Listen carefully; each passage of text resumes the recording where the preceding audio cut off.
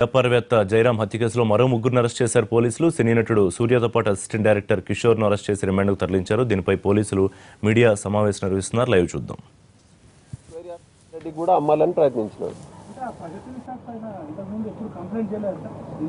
ప్రగతి resorts వాళ్ళు police officers కి కానీ పోలీస్ స్టేషన్ కి పోయి ఎవరికి కంప్లైంట్ చేయలేదు.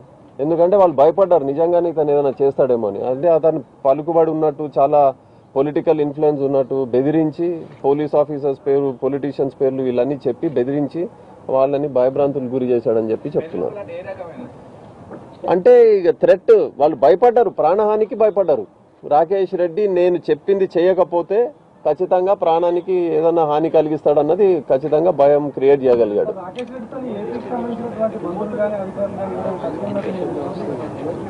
అంటే అతనికి చాలా మంది పొలిటీషియన్స్ తో అయితే సంబంధాలు ఉన్నాయి, కానీ ఈ అఫెన్సెస్ లో ఉన్నట్టు ఎక్కడ తెలియలేదు. అతను కేవలం దీంట్లో ఈ అక్కడ కూడా ఏదైతే అఫెన్స్ చేయడం జరిగిందో ఈ ప్రగతి రిసార్ట్స్ కి సంబంధించిన వాళ్ళ ఓనర్స్ తో, అక్కడ కూడా ఎవరిని కూడా పొలిటీషియన్ తీసుకోవడం కానీ ఆ ఏరియాకి అయితే తీసుకోవలేదు. కేవలం ఫోన్ ద్వారా బెదిరించి భయపెట్టి, నాకు వీళ్ళు పలానా వాళ్ళు తెలుసు, వీళ్ళంతా పెద్దవాళ్ళు తెలుసు, నాకు అక్కడ గాలి జనార్దన్ రెడ్డి తెలుసు, ఆయన పంపించిండు, ఇట్లా పేర్లు వాడడమే. అన్ని ఈ పేర్లు మినిస్టర్ల పేర్లు, మంత్రుల పేర్లు.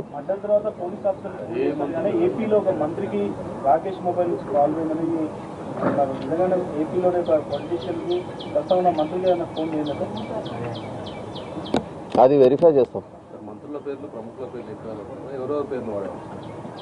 ఇప్పుడు నేను చెప్పాను కదండి, కొంతమంది ఇల్లీగల్ గా పేర్లు వాడినాడు. పొలిటీషియన్స్, తెలుగుదేశం, కాంగ్రెస్ లీడర్స్ వీళ్ళందరి పేర్లు కూడా అతను వాడడం జరిగింది ఫ్రీగా. సో దాంట్లో ఇప్పుడు నేను పేర్లు చెప్పడం కరెక్ట్ కాదు దాంట్లో, ఎందుకంటే వాళ్ళకి ఎవరికి సంబంధం ఉండకపోవచ్చు. ఇతను అట్లా భయపెట్టడానికి ఇప్పుడు ఫోన్ కాల్ కొంతమంది ఆఫీసర్స్ కి చేస్తున్నట్టు ఇతను నటించేవాడు వాళ్ళ పేర్లు చెప్పి. సో ఇప్పుడు ఎవరి పేరైనా చెప్పొచ్చు కదా, చెప్పి ఇట్లా నేను మాట్లాడుతున్నా, వాళ్ళు నాకు చాలా క్లోజ్, పరిచయం అని ఇతను చెప్పుకుంటాడు. అవతల నుంచి ఏం పరిచయం?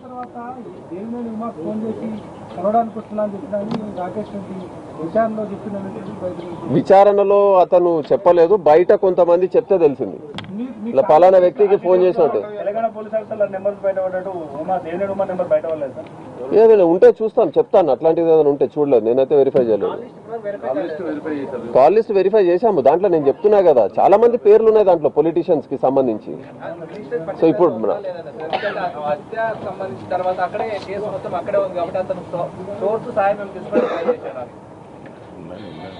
పేరైతే కొంతమందికి కాల్ చేశాడండి, కొంతమంది మా మినిస్టర్స్ కి, కొంతమంది వాళ్ళకి ఆ పార్టీకి సంబంధించిన వ్యక్తులకి కాల్ చేయడం వాస్తవం. సో దాంట్లో అతను మరి ఏ రకంగా ఎందుకు కాల్ చేసినాడో, మర్డర్ చేసినా నన్ను హెల్ప్ చేయమని అయితే చెప్పుండాడు కదా. సో అది మనం వి షుడ్ బి ప్రాక్టికల్. చెప్పేటప్పుడు నేను మర్డర్ చేసినా నాకు సాయం చేయండి అని అయితే అడగరు కదా ఎవరు. భూదేవి అని ఒక లేడీ పేరు మీద చేశాడు, ఖచ్చితంగా బెనామీ పేరు అది. ఇంకొక ఒక్కసారి ఇది చెప్పేస్తా, ఈ వన్ సెకండ్.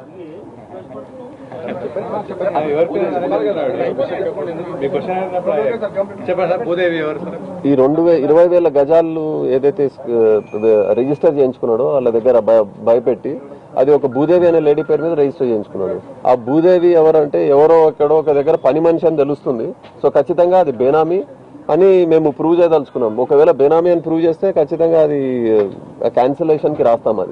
అదొకటి. రెండోది 3.15 స్క్వేర్ యార్డ్స్ ఏకర్స్ ల్యాండ్ ఏదైతే ఉందో అది కూడా వెన్నెల లాజిస్టిక్స్ అని ఒక కంపెనీ ఉంది, ఆ కంపెనీకి అమ్మడం జరిగింది. సో అతను ఎవరైతే పర్చేస్ చేశాడో ఆయనను కూడా పిలిచి ఎగ్జామిన్ చేయడం జరిగింది. ఆయన అయితే ట్రాన్సాక్షన్స్ అన్ని చూపిస్తున్నాడు, ఇంత నేను పే చేసినానని. ఈ పేమెంట్స్ కూడా అన్ని వాళ్ళకి సంబంధించిన వ్యక్తులకే ట్రాన్స్ఫర్ అవడం జరిగింది. సో చాలా వరకు క్యాష్ లో తీసుకున్నాడు. ఆ క్యాష్ ఏమైందో అది కూడా వెరిఫై చేయాలి.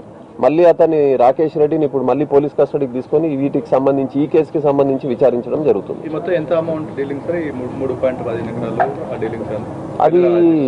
అది 1 acre 60 lakhs పైన అమ్మినట్టు. 1 crore 60 lakhs. రాకేష్ రెడ్డి ఒక అధికార తెలుగుదేశం పార్టీలో కీలకంగా లాస్ట్ అసెంబ్లీ ఎన్నికల్లో వ్యవహరించి చాలా మంది ఎమ్మెల్యే అభ్యర్థులకు దగ్గర టికెట్ ఇతని ఇంత హిస్టరీ చరిత్ర చూస్తుంటే ఇతని చెప్తే ఎవరైనా టికెట్లు ఇస్తారని అయితే నేను అనుకోవట్లేదు. అతను చెప్పుకుంటాడు ఉన్నాయి, నేను దాంట్లో ఏం అనుమానం లేదు.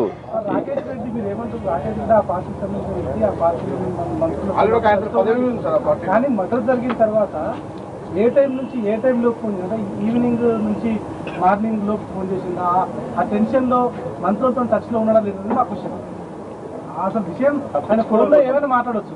బిట్వీన్ ద మర్డర్ జరిగిన నుంచి తెల్లారి వరకు ఆంధ్రప్రదేశ్ మంత్రులతో కానీ నేను అది ఎవరు ఏ మంత్రులతో ఉన్నాడు, ఎవరితో సంభాషణ చేసినాడు అన్నది నాకు వివరాలు లేవు. నేను ఖచ్చితంగా తీసుకొని చెప్తాం. ఆ యాంగిల్లో అసలు మేము చేయలేదు.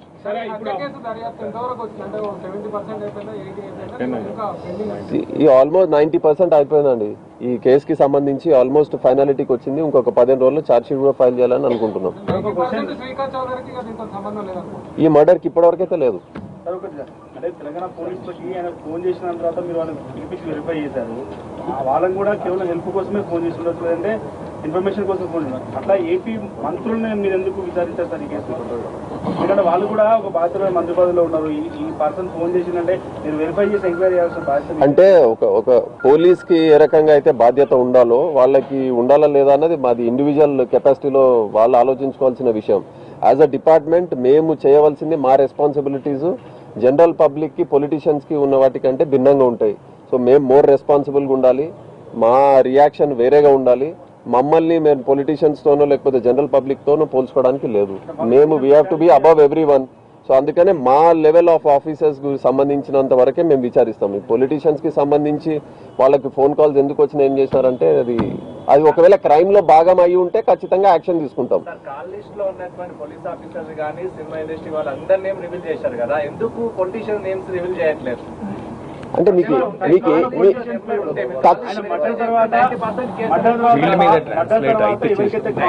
కేసు పూర్తయినప్పుడు కాల్ లిస్ట్ వెరిఫికేషన్ అనేది జరగకుండా ఉండదు కదా సార్, ఎందుకు పొలిటీషియన్స్ కాదు ఒక నిమిషం. పొలిటీషియన్స్ ప్రమేయం లేకుండా కూడా వాళ్ళ పేర్లు చెప్పమంటారా? ఎట్లా ఏం చేయాలా? ఫోన్ చేసిండు కదా సార్, ఇట్లా రాంబాబుకి చేసినట్టే గోవిందరెడ్డికి చేసినట్టే ఆయన కూడా అక్కడ మంత్రులు. అంటే ఒక క్రిమినల్ పోలీసు వాళ్ళతోని సంబంధాలు ఉండకూడదు అన్నది మా స్ట్రాంగ్ బిలీఫ్. అట్లా ఏదన్నా ఉందేమో మేము వెరిఫై చేసుకుంటున్నాము. అట్లాగే పొలిటీషియన్స్ దగ్గర కూడా ఉండకూడదు అని అనుకుంటే అది పొలిటికల్ వాళ్ళ లీడర్షిప్ వాళ్ళు డిసైడ్ చేసుకోవాలి. మేము వాళ్ళు క్రిమినల్స్ తో సంబంధాలు పెట్టుకుంటున్నారంటే అది వాళ్ళ పర్సనల్ ఇష్యూ. అది క్రైమ్ కి సంబంధించినంత వరకు అది ఒక మినిస్టర్ కావచ్చు ఇంకెవరైనా దీంట్లో ఇన్వాల్వ్ అయి ఉంటే వదిలే ప్రసక్తి లేదు. వాళ్ళ ఇన్వాల్వ్మెంట్ మర్డర్ కి లేనంత వరకు మేము దాని జోలికి పోదలుచుకోలేదు. Both concealment is also an offence. See, mere informing that I have committed crime does not, it constitutes an offence if I do not inform. But if he is a party to the offence, then he is an offender by himself. But here we do not know whether someone has told him, sir, నేను ఇట్లా murder చేశాను నన్ను రక్షించండి అన్న తెలిసిన తర్వాత ఇటువంటి information ఎవరైనా చెప్పకపోతే అది crime. We have asked him, he said I have not called. Who will tell? The accused himself is telling. It is based only on the confession of the accused. The accused has to tell, sir, నేను ఇట్లా call చేసినాను, నన్ను రక్షించు, నేను ఇట్లా murder చేసినాను, నన్ను రక్షించండి అని చెప్పిన తర్వాత నువ్వు పలానా ఈ రకంగా చెయ్యానంటే అది ఆఫెన్స్. ఆయన వాళ్ళ మంత్రులను కాపాడాలని చెప్తలేదేమో సార్. మనం చెక్ చేసినప్పుడు ఆ కాల్ లిస్ట్ లో నంబర్లు ఉన్నాయా లేవని అడుగుతున్నాం సార్. నెంబర్లా నేను అదే చెప్తున్నా కదా. అంతకు ముందు ఇతను చాలా మందితో సంబంధాలు ఉన్నాయి. అతనే చెప్తున్నాడు పలానా లీడర్లు ఈ పొలిటీషియన్స్ సంబంధం ఉందని. ఆఫెన్స్ అయిన తర్వాత ఎవరితో కాల్ చేసినాడు అనేది మీరు ఇప్పుడు చెప్తుంటే నాకు ఐడియా వచ్చింది, కలెక్ట్ చేస్తాం ఇప్పుడు.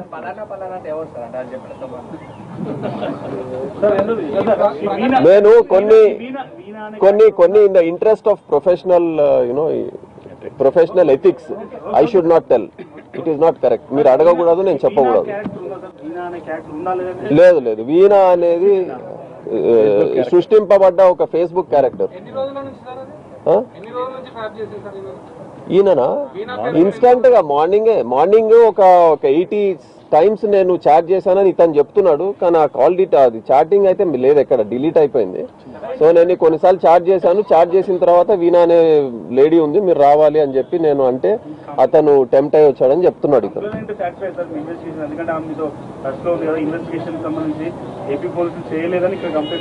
కంప్లైనెంట్ పద్మశ్రీ గారు కదా, పద్మశ్రీ గారిది అయితే ఖచ్చితంగా ఆమెకి శిఖా మీద అనుమానం ఉన్నది. సో మేము వీలైనంత వరకు అన్ని కోణాల నుంచి పరిశీలించడం జరిగింది. పూర్తిగా 100% to our satisfaction we have investigated. So దీంట్లో ఎక్కడ కూడా ప్రస్తుతానికి ఇంతవరకు అయితే శ్రీకాంత్ చౌదరికి సంబంధించి ఎక్కడ ఇన్ఫర్మేషన్ రాలేదు. ముందు ఏదైనా దానికి సంబంధించిన ఆధారాలు వస్తే ఖచ్చితంగా అది కూడా వెరిఫై చేసి తన పాత్ర ఏదైనా ఉంటే ఎప్పుడైనా సరే యాక్షన్ తీసుకుంటాం. లేదు, ఎవరన్నా ముందుకు వస్తే మా అనుమానం ఏంటంటే ప్రగతియే కాదు ఇంకెవరన్నా ఉంటారని కూడా మేము అనుమానిస్తున్నాం ఇప్పుడు. ఎందుకంటే 1 year అయింది. 2017 డిసెంబర్లో అది ఎక్స్టార్షన్ చేయించుకొని అది బలవంతంగా ప్రాపర్టీ ట్రాన్స్ఫర్ చేయించుకున్నాడు. 2017 నుంచి 18 మొత్తం 1 yearలో తర్వాత ఇది జరిగే ముందు కూడా ఏదైనా జరుగుంటుందని మేము అనుమానిస్తున్నాము. ఇంకెవరన్నా నిజంగా ఇటువంటివి జరిగి ఉండుంటే బెదిరించి ఎవరన్నా రిజిస్టర్ చేయించుకుంటే ముందుకు వస్తే ఖచ్చితంగా వాళ్ళందరికీ సాయం చేయడం జరుగుతుంది. కోకాపేట ఆదిబట్ల అది సివిల్ ఇష్యూ ఉంది, అది కోర్టులో ఉంది ఇష్యూ, అది వెళ్తుంది. దానికి ఎవరు అతని దగ్గర ఎక్స్టార్షన్ దాంట్లో కంటెండర్స్ ఉన్నారు, అది క్లెయిమ్ చేసే వాళ్ళు ఉన్నారు, వాళ్ళు కోర్టులో నడుస్తుంది కేసు.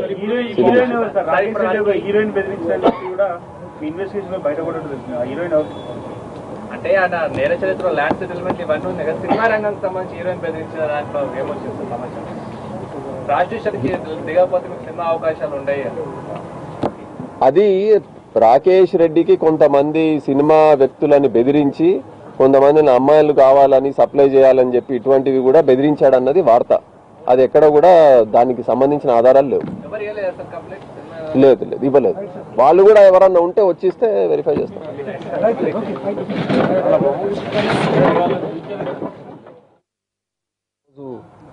ముగ్గురు వ్యక్తుల్ని అరెస్ట్ చేయడం జరిగింది. ఈ ముగ్గురిని కూడా ఈరోజు జ్యుడిషియల్ కస్టడీకి రిమాండ్ చేయడం జరుగుతుంది. దీంట్లో ఇంతవరకు జరిగిన ఇన్వెస్టిగేషన్లో ఈ ముగ్గురు వ్యక్తులు కూడా ఈ మర్డర్కి సంబంధించి కీలక పాత్ర పోషించారు వీళ్ళు. అంటే దీంట్లో ఇద్దరు సూర్య అనే వ్యక్తి, అదేవిధంగా కిషోర్, వీళ్ళిద్దరూ రాకేష్ రెడ్డికి ఒక సుమారు 6 నెలల నుంచి పరిచయస్తులు. వీళ్ళిద్దరూ చిగురుపాటి జయరాం ఎవరైతే డిసీజ్డ్ ఉన్నారో ఆయనని రాకేష్ రెడ్డి ఇంటికి తీసుకెళ్లడానికి దోహదపడతారు వీళ్ళు. సో వీళ్ళు ఒక హనీ ట్రాప్ కింద రాకేష్ రెడ్డి వీళ్ళని ఉపయోగించాడు. సో వీళ్ళు చిగురుపాటి జయరాంని మభ్యపెట్టి అతన్ని రాకేష్ రెడ్డి ఇంటికి తీసుకెళ్లడానికి వీళ్ళు రాకేష్ రెడ్డికి మద్దతు ఇస్తారు. సో అది 29th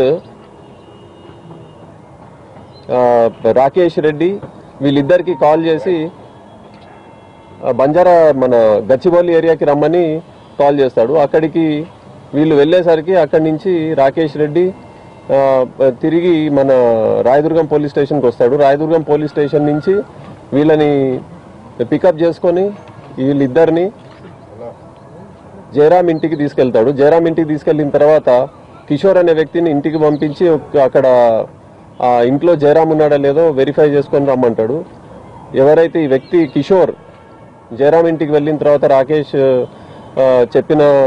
ఇచ్చిన ఆదేశాల మేరకు వెళ్ళిన తర్వాత వెరిఫై చేసుకొని అక్కడ లేడని తిరిగి వచ్చిన తర్వాత వాళ్ళిద్దరూ అక్కడి నుంచి 29th వాళ్ళ ఇంటికి వెళ్ళిపోతారు. నెక్స్ట్ డే 30th మన రాకేష్ రెడ్డి వాళ్ళకి కాల్ చేసి వాళ్ళిద్దరిని కూడా వాళ్ళ ఇంటికి రమ్మని చెప్పడం జరుగుతుంది. సో వాళ్ళిద్దరూ సుమారు 4కి అరౌండ్ 1:30కి మన రాకేష్ రెడ్డి ఇంటికి ఇద్దరు చేరడం జరుగుతుంది. వాళ్ళిద్దరు అక్కడికి వెళ్ళిన తర్వాత రాకేష్ రెడ్డి ఎవరైతే సూర్య అనే వ్యక్తి ఉన్నాడో అతని ఫ్రెండ్ కిషోర్కి వాళ్ళిద్దరికి Chigurupati Jayaram Jubilee hills club దగ్గర ఉంటాడో అక్కడికి వెళ్ళి ఒక వీణా అనే లేడీ తనని కాల్ చేస్తుంది. అతను వెళ్ళి అతన్ని ఎక్కించుకుని రమ్మని చెప్పడం జరుగుతుంది. సో రాకేష్ రెడ్డి ఆదేశాల మేరకు వాళ్ళందరూ కలిసి అక్కడికి వెళ్ళడం జరుగుతుంది. ముగ్గురు కలిసి జూబ్లీ హిల్స్ క్లబ్ దగ్గరికి వెళ్తారు. అక్కడ చిగురుపాటి జయరాం వీళ్ళిద్దరూ రాకేష్ రెడ్డి దూరంగా ఉంటాడు. వీళ్ళిద్దరు ఎవరైతే మన కిషోర్ తర్వాత సూర్య వీళ్ళిద్దరూ మన జయరాం దగ్గరికి వెళ్ళి ఆ జయరాంని వాళ్ళ ఇంటికి రమ్మని పిలవడం జరుగుతుంది. అప్పుడు కిషోర్ జయరాం దగ్గరికి వెళ్ళి వీణా మేడం మిమ్మల్ని రమ్మంటుంది తీసుకురమ్మంటుంది అని చెప్పడం జరుగుతుంది. సో ఆయన కిషోర్ పక్కన కూర్చుంటాడు. జయరామే తన బండి 4-wheeler ఏదైతుందో అది తీసుకొని అంతకంటే ముందు రాకేష్ సూర్య ఇద్దరు రాకేష్ ఇంటికి వెళ్ళిపోతారు. ఆ తర్వాత వాళ్ళ వెనకాల వీళ్ళిద్దరు ఫాలో అయ్యి రావడం జరుగుతుంది. సో ఇంటికి సుమారు 3 o'clockకి బ్రిటన్లో షార్ట్ బ్రేక్ తీసుకుందాం. స్టేట్